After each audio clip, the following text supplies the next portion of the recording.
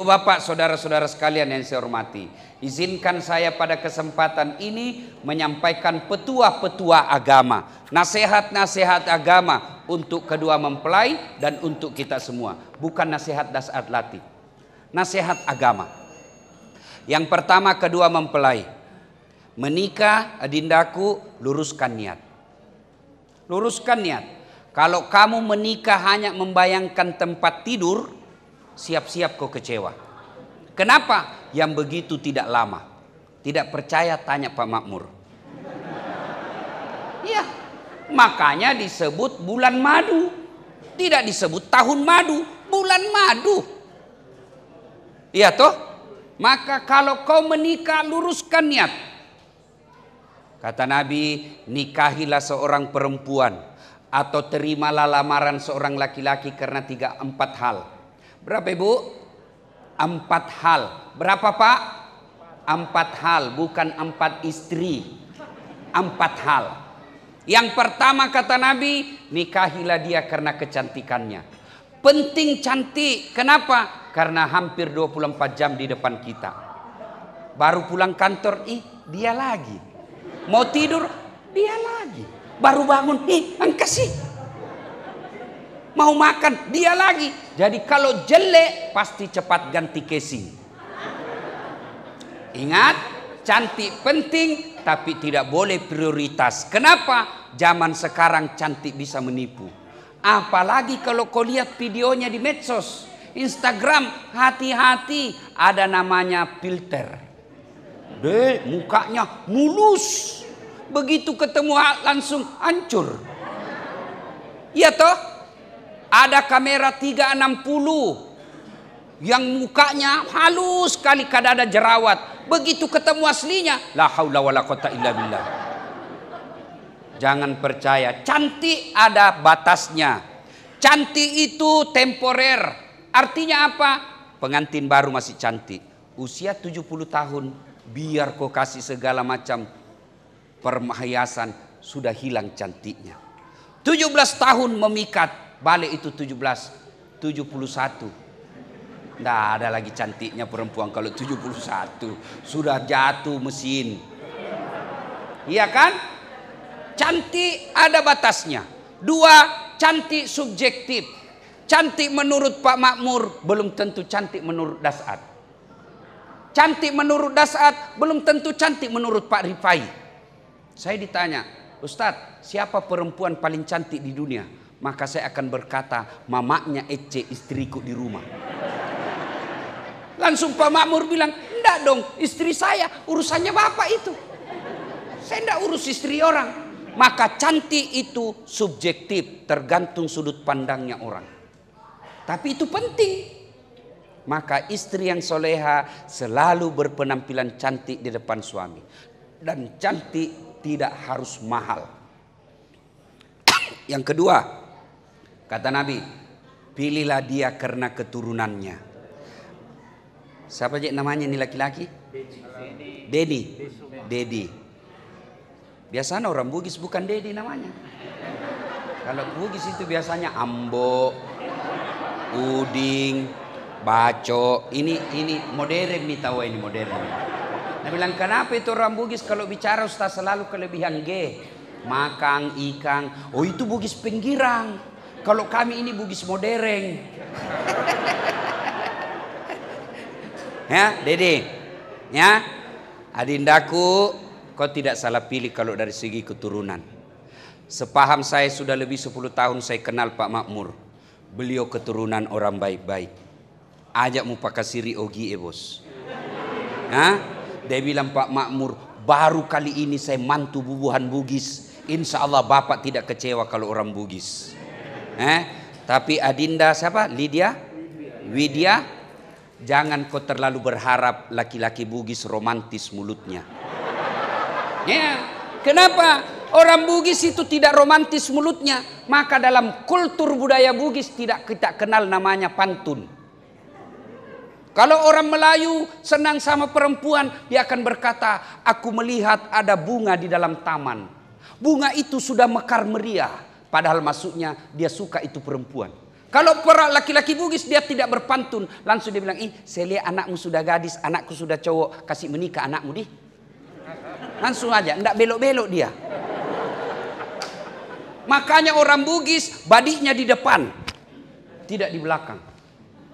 Makanya orang Bugis kerisnya, orang Jawa bilang keris, kami orang Bugis bilang patepi atau kawali atau badinya lurus. Maka laki-laki Bugis mulutnya tidak bisa romantis. Sayalah contohnya.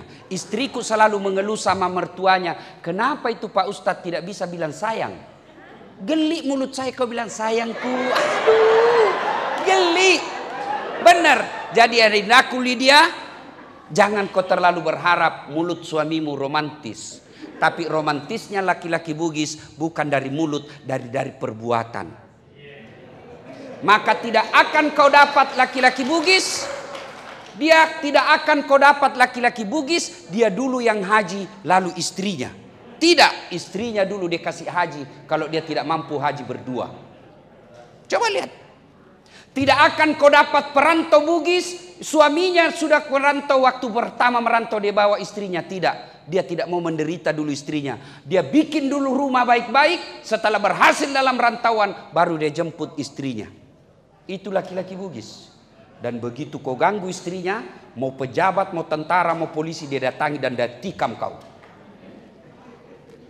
Itu romantisnya laki-laki Bugis. Jadi dia tidak akan berkata, adindaku sayang, di mana kau pergi aku akan mengikutimu. Wah, Pak Bale-Bale itu. Nah ya. Nah, insya Allah kedua belah pihak ini keturunan orang baik-baik. Penting cari keturunan, tapi tidak boleh kau jadikan pertimbangan utama. Kenapa? Ada orang bapaknya Nabi, anaknya pengkhianat. Nabi Nuh. Ada orang bapaknya pengkhianat, anaknya dari Nabi. Siapa? Ibrahim alaihissalam. Jadi cocok kalau orang Jawa bilang, siapa? Lihat bebet, bibit, dan bobotnya. Kalau orang Bugis bilang niga punawija. Itu penting tapi tidak boleh jadi pertimbangan utama. Yang ketiga kata Nabi, pilih karena kekayaannya. Penting cari perempuan kaya, tapi bagi laki-laki Bugis pantang berdiri di rumah mertua.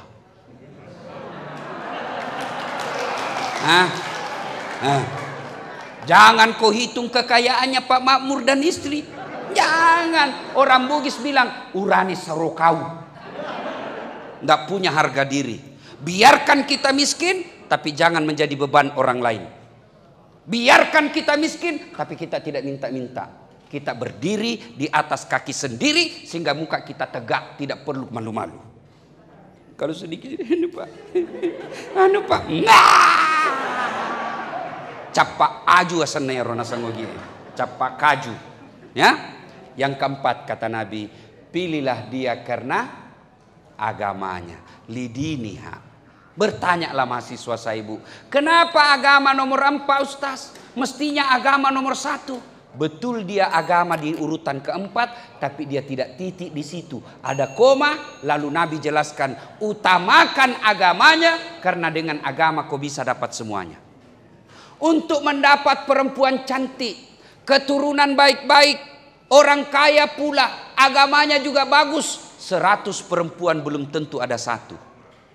Yang banyak kita dapat, mukanya cantik, akhlaknya kesurupan. Ya toh? Ada lagi kaya tapi mukanya hancur. Ada lagi cantik mukanya, belen-belen lagi otaknya. Iya toh? Ada lagi bagus agamanya, miskin lagi, kasihan. Maka untuk mendapat sempurna paling sulit. Maka Nabi katakan utamakan agamanya. Bapak ibu kalau ada dapat perempuan di Berau, sudah cantik, keturunan baik-baik, kaya, bagus agamanya, tunjukkan saya juga masih mau. Iya toh? Mau melamarkan orang, bukan untuk saya. Jangan juga cepat ini ibu-ibu ini kalau kita bicara itu cepat sekali merasa. Pengaruh layangan putus itu pelem patolo-tolo. Suamimu mau diperiksa semua HP-nya suamimu. Semakin kau periksa HP-nya suamimu, semakin pintar dia menghindar. Kok bisa periksa HP-nya tapi nak sembunyi HP-nya di tempat lain? Tidak usah, jangan termakan itu provokasi itu film. Kembali maka masalah. Utamakan agama. Ada orang tidak kaya tapi akhlaknya baik. Akhirnya apa? Akhlaknya memperkaya rumah tangganya. Ada orang mukanya tidak cantik tapi tutur kata dan perbuatannya halus sehingga kehalusan itu menutupi kejelekan wajahnya. Yang paling sedihlah kita sudah jelek, miskin, beleng-beleng. Aduh, memangnya waktu kau melamar tutup mata. Nah, luruskan niat. Satu ya. Yang kedua, termasuk luruskan niat. Menikah itu bukan mendapati dua orang yang kita sayangi, bukan menyatukan dua orang, tapi menikah itu adalah ibadah. Jadi menikah itu bukan sekedar berumah tangga dengan orang yang kita sayang. Menikah itu ibadah. Karena dia ibadah, maka apa saja yang kau lakukan pasti jadi amal. Cari nafkah amal. Tahu enggak Bapak Ibu? Ada seorang lelaki yang didapati oleh Nabi lalu berjabat tangan dengan Nabi. Jabat tangan dengan Nabi. Sangat sedikit orang yang pernah dicium tangannya oleh Nabi. Bayangkan, dicium tangannya oleh Nabi. Kenapa? Jabat tangan, kasar sekali tangannya. Nabi bertanya, kalau bahasa orang di Makassar, kasarna tanganmu? Kenapa bisa begini? Dia bilang, ya Rasulullah, saya ini cari nafkah, hantam-hantam batu. Batu dihantam, dihancurkan untuk dijual. Cari nafkah menghidupi anak istriku. Lalu Nabi mengambil tangannya dan mencium. Tanganmu inilah yang memudahkanmu masuk surga. Jadi kalau kau berumah tangga cari nafkah lillahi ta'ala, menghidupi anak istri, tanggung jawab sebagai suami, maka seluruh jerih payahmu, keringat-keringatmu, langkah-langkah kakimu, berpikirmu, kalaumu, cepasmu, insya Allah jadi amal. Istri juga begitu. Kalau niatnya berumah tangga lillahi ta'ala, masaknya lillahi ta'ala jadi amal. Menyusuinya lillahi ta'ala jadi amal. Itu tidak gampang jadi istri. Maka kalau dia berikhlas, kalau dia niatnya lillahi ta'ala rumah tangga ibadah, maka semua kegiatannya jadi amal. Istriku malas Ustaz, jadi saya masak. Begitu bapak masak, bapak dapat pahalanya, istri tidak dapat pahala. Suamiku malas Ustaz, dia tidak kerja, saya yang pergi jual-jual di toko. Maka selama ibu jual-jual di toko dapat pahala, suamimu tidak dapat apa-apa. Kenapa? Kalau niatnya lillahi ta'ala. Tapi kapan niatnya menikah bukan lillahi ta'ala, masaknya marah-marah. Ku tahu begini saya tidak mau kawin. Apalagi tidak mau naduami anakmu. Ya. 2, 3. Percayalah dek, selesai kau menikah, jangan kau pikir tidak ada masalah. Bohong itu kalau ada orang bilang, bahagianya rumah tangganya, tidak pernah bertengkar. Bohong itu. Kenapa kau tahu bahagia rumah tangganya? Itu tahu Facebooknya Ustaz, foto-fotonya romantisnya. Namanya foto 1 menit, share 1 menit saja. Kau tidak tahu 23 jam sekian menit apa yang terjadi dalam rumah tangganya.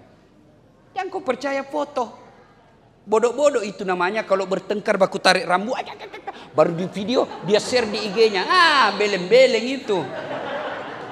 Iya toh? Iya. Semua orang punya rumah tangga dengan masalah. 1, masalah rumah tangga. Ada orang sudah dikasih nikah tapi orang tuanya selalu intervensi. Itu masalah itu. Setiap ada orang tuanya terus ikut campur, pasti masalah. Maka sebaiknya selesai menikah, masalah harus siap dihadapi. Coba ibu-ibu masalah. Ibu kalau cantik istri, bapak-bapak kalau cantik istri kira-kira bukan masalah? Masalah. Apa masalahnya? Digoda orang. Apalagi kalau jelek suaminya. Wah, lebih masalah lagi. Berarti bagus kalau jelek istri. Bapak pikir bukan masalah kalau jelek istri?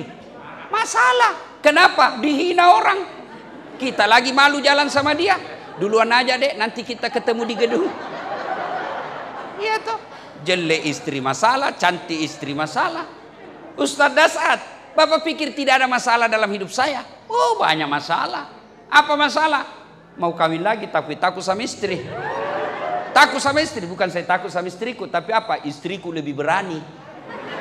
Ya kan? Semua orang punya masalah. Nah, begitu ada masalah, dua saja rumusnya, Dek. Quran menjelaskan, ista'inu bis-sabri was-salah. Sabar, perbaiki sholatmu. Yang ketiga, nasihat buat kedua mempelai. Kalau mau bahagia, tidak usah jauh-jauh kursus parenting, apakah itu? Parenting, baca buku ini, tidak usah. Yang kalau kau mau rumus bahagia, muliakan orang tua. Itu aja. Adik-adik lihat kini pengantin, sederhana, mewah masjidnya. Mana ada masjid seperti ini di Berau? Ayo, siapa? Karena orang tua. Lihat itu undangan. Ada Pak Ripai, ada mantan bupati, ada wakil bupati, ada anggota DPR, ada Dasat Latif, bos. Tidak gampang datangkan Ustaz Dasat sekarang. Dulu 10 tahun yang lalu gampang. Sekarang setelah viral tidak gampang. Karena apa? Karena kedua mempelai? Enggak. Siapa? Karena Pak Makmur dan istri. Ayo. Jadi mustahil kau bisa bahagia kalau orang tuamu kau tidak muliakan. Bodoh itu. Apalah belajar biar duitmu banyak, kalau durhaka kau sama orang tua, rumahmu mewah, tidak akan kau dapat tujuan pernikahan, kedamaian jiwa namanya. Jadi mulai sekarang saling hormati. Adindaku, jangan karena takutmu sama istri kau jarang berbuat baik sama orang tuamu. Ada juga itu perempuan begitu. Suaminya mau bersedekah, apa? Mamamu terus. Ada begitu di rumah, Pak. Ada kan perempuan begitu. Pilih. Mamamu terus. Pilih, saya istrimu atau mamamu. Mana bisa dipilih dong? Yang kau ketawa, serius kah ini? Ada tuh gitu begitu. Ibu. Biasakan kita marah ndak sadar.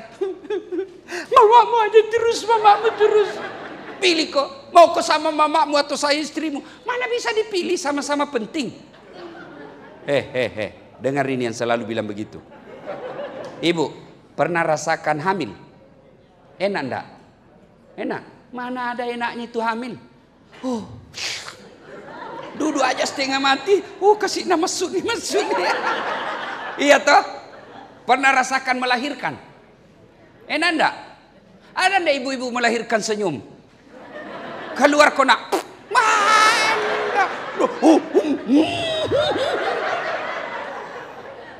Apa lagi? Pernah enggak merasakan menyusui? Pernah? Apalagi ketika tumbuh giginya.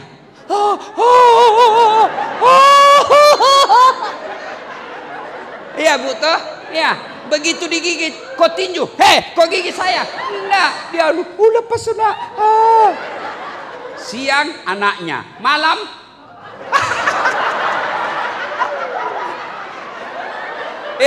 Bu. Sekarang saya tanya ini Bu, saya tanya Ibu. Ibu, saya tanya. Siapa yang mengandung suami? Ibunya. Siapa yang melahirkan suamimu? Ibunya. Siapa yang menyusui suamimu?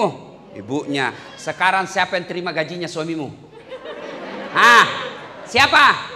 Istrinya. Mana dia kasih mamanya? Itu mamanya sisa-sisanya gajinya dia kasih. Itu pun sembunyi-sembunyi. Jangan kasih lihat istriku. Maka kalau kau begitu dalam rumah tanggamu, wajar kau tidak bisa bahagia dalam rumah tangga. Rumus, muliakan orang tua. Jangan sampai gara-gara takut sama istri, takut sama suami, sehingga keabaikan kita berbuat baik sama orang tua. Adindaku berdua, orang tua Pak Makmur dan ibunya ini laki-laki, orang mampu. Tapi tidak berarti kau tidak sedekah. Selesai kau pengantin, ada gajimu, gaji pertama, bulan pertama, kasih ke orang tuamu. Saya waktu pertama kali terima gaji sebagai pegawai, saya bawakan bapakku. Pak, ini gajiku. Apa dia bilang bapakku? Saya masih bisa kasih makan mamamu. Kau sekolah, kau yang keras otakmu, kau pakai itu sendiri. Itu enaknya orang tua. Jadi rumus dek, tidak penting kau, kalau kaya membuat rumah bahagia, tidak mungkin ada orang kaya cerai. Tapi bahagia kalau kau muliakan orang tuamu. Jadi begitu ada pertengkaran, koreksi. Wah, berarti selama ini saya kurang sedekah sama orang tua. Begitu ada kau mau beli, tanya orang tuamu. Mak, saya mau beli motor. Bagaimana menurut? Itu ibuku di kampung. Mak, melok kamelianu. Maga sini ya mutanaina. Nama tandri sekolamu. Kenapa lagi saya kau tanya? Lebih tinggi sekolahmu dari saya. Saya bertanya, tujuan saya bukan cari ilmunya mamaku, tapi saya cari ridhanya Allah. Karena ridhanya orang tua adalah ridhanya Allah. Ya, nah banyak yang mau disampaikan tapi waktu terbatas. Ini nasihat buat kita ini pengunjung. Sekarang tadi itu pengantin, sekarang kita ini tamu. Satu, biasanya kalau ada pengantin begini banyak sekali yang tidak sholat. Terutama ini nih semua ini, yang banyak make-upnya, coklat, biru, krem, abu-abu. Deh, kayak orang sudah tabrak tiang listrik. Alisnya nak kasih tikungan, deh. Itu ada lagi model baru, dah kasih naik lagi sedikit. Saya tanya kenapa lagi dikasih naik sedikit? Dia bilang supaya seperti artis Korea. Mau dibilang artis Korea baru di Teluk Bayur tinggal.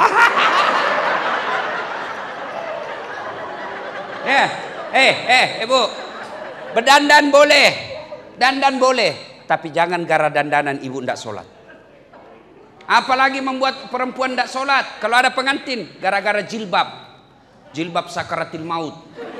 3 lapis, ada coklatnya, birunya, nak kasih biru, ada kayak pombo. Biasa iya mau ibu. Biar kau dandan bagaimana? Nah tahu ya kau tetanggamu bilang tetanggaku ini. Ya. 2.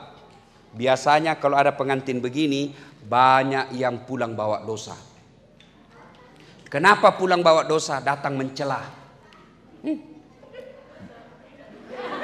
Itu perempuan dia tidak celah tapi mulutnya.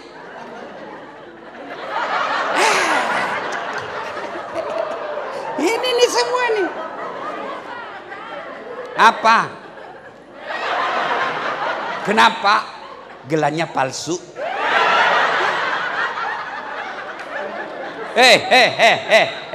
Dengarin orang kaya. Allah berikan kamu emas berlian, tidak semua dikasih ibu-ibu. Allah pilih ibu, maka caranya syukuri. Silahkan pakai, tapi jangan kau celah orang miskin. Bodoh betul. Bodohnya itu suaminya. Tidak malu-malu duduk sama istrinya begitu bajunya. Urusannya orang.